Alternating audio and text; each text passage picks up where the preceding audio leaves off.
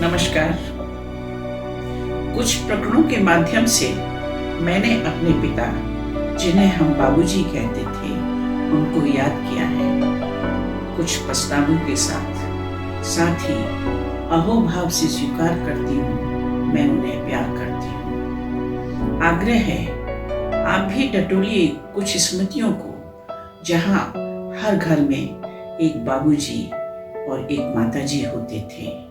कहीं वे स्मृतियों में से भी खो न जाएं।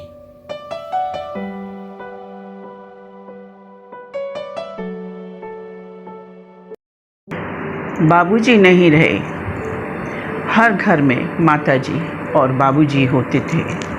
शुरू करती हूँ मन की बात बाबूजी नहीं रहे से। फ़ोन का रिसीवर रख दिया, लगा सब कुछ शांत हो गया है। हाँ, जाना तो था ही, बीमार थे, कोई बड़ी बात नहीं। बाबूजी, कितना भारी भरकम एहसास था।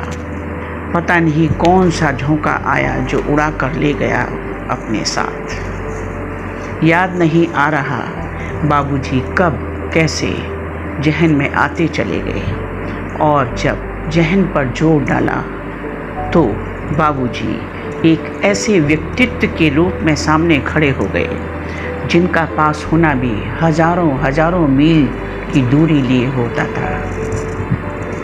कभी जुड़ाव महसूस नहीं किया उनसे, एक ऐसा जरूरी एहसास जो स्वाभाविक ना होकर उड़ा हुआ सा था।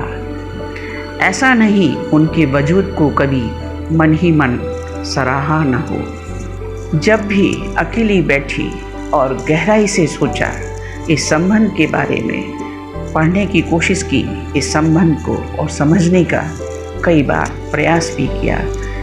एक गहरी कड़वाहट में से भी उनकी ममतामयी और हृदय के अंतिम छोर तक उनकी भावुकता से भरी आंखों से स्वयं को निहारते पाया मैंने। फिर भी बाबूजी सदैव ही मन के कोने में बैठे हुए डर को जगाते रहे। कई बार सोचा, स्वयं से पूछा, आखिर उनसे डर क्यों लगता है? आज तक उत्तर नहीं मिला। यही सब बातें मन में उमड़ घुमड़ कर आ रही थी। एक बार सोचा शायद जाना संभव ना हो, लेकिन मन में दबी एक इच्छा जाग उठी। कम से कम आखिरी बार उस चेहरे को साहस से देख पाऊंगी, जिसको उनके जीवित रहते कभी न देख पाई मैं। रास्ते भर यादों का सिलसिला चलचित्र की तरह आंखों के सामने से गुजरता रहा। बाबूजी की आवाज़ कानों में गूंजने लगी, अरे कोई है? और पैर वहीं ठिठक जाते, हाथ काम करते करते रुक जाते। हाथ में पाँव भर पानी का गिलास संभाले न संभलता। अभी पास पहुँचे भी न होते, एक कड़क आवाज़ कानों में ठुक जाती, वहीं रख दो। आंखें देखना बंद कर देती और देखने का काम कान करने लगते। बाबूजी का खाने का समय घर में चुनौती के रूप में होता था।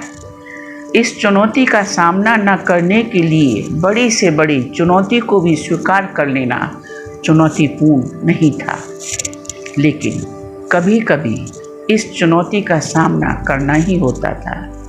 रसोई से उनके कमरे तक फैला लंबा चौड़ा आंगन कम से कम 25 बार भाग भाग कर पार करना होता था। क्या गर्मी की तपती धूप, या कि सर्दी की बर्फीली रातें, या कि घनघोर बारिश हो।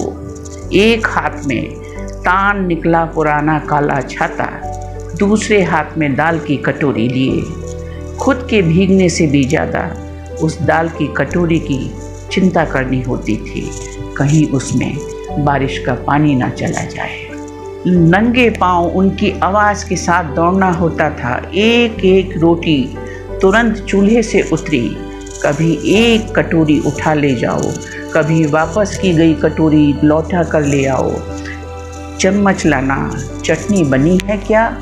अब कौन कहे, बनी होती तो परोसी भी जाती। खाना खिलाने के बाद 2 सेर का पीतल का लोटा पानी भरकर 4 सेर का हो जाता था। उसे दोनों हाथों से थामे कम से कम 25 बार हाथों को धुलवाना होता था। गर्मी में तपते फर्श पर नंगे पांव कभी एक पैर को उठा लेते तो कभी दूसरे पैर को। नीम की तीली लाना। अब भागे जा रहे हैं घर के बाहर नीम के पेड़ के नीचे। एक तीली की ढूंढाई रोज का सिलसिला था। एक छोटी सी अक्ल कभी क्यों नहीं आई कि कभी 10-20 तीलियां बीन कर रख ली जाएं, रोज रोज का झंझट कम हो। अरे कोई है, जरा दरवाजा भेड़ जाना। 2 प्रश्न सदैव सामने खड़े हो जाते जब जब बाबूजी खाना खाने के बाद यह जुमला कहते, अरे कोई है, जरा दरवाजा भेड़ जाना। एक प्रश्न जब खुद ही दरवाजे से होकर कमरे के अंदर गए तो दरवाजा क्यों नहीं भेड़ लिया।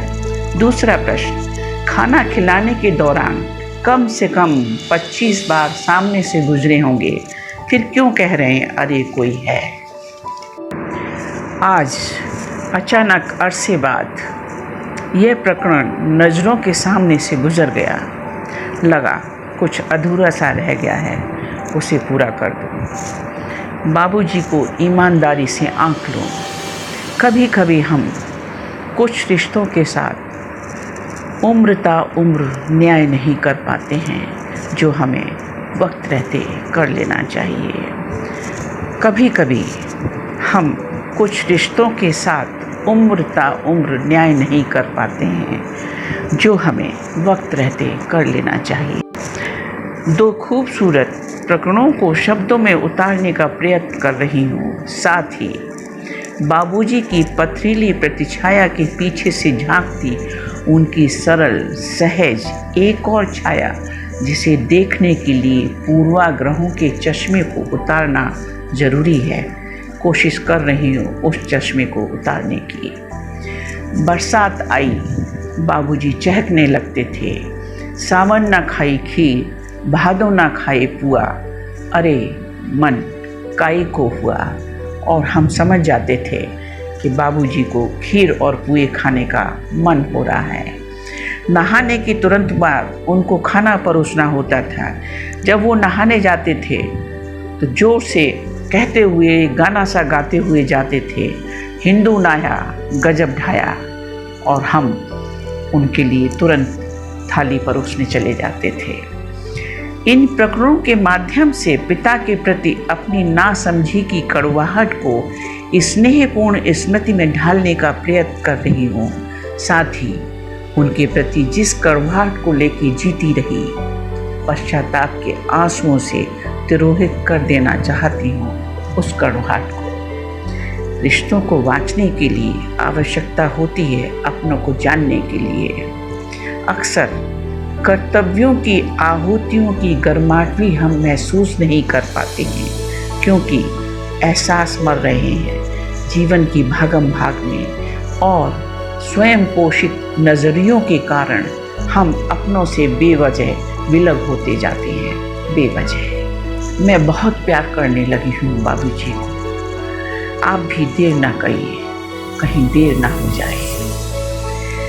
सो याद आता है अक्सर वो चवन्नी का मिला, वो गुड्डे गुड़ियों के सिलसिले, वो बिस्तरे गर्म किए अपनों ने हमारे लिए, वो गलियाँ, वो चौबारे लिपे पुते से, वो उठती महक घर घर के चूल्हों से। याद आते हैं बहुत वो जो चले गए, बाबूजी नहीं रहे।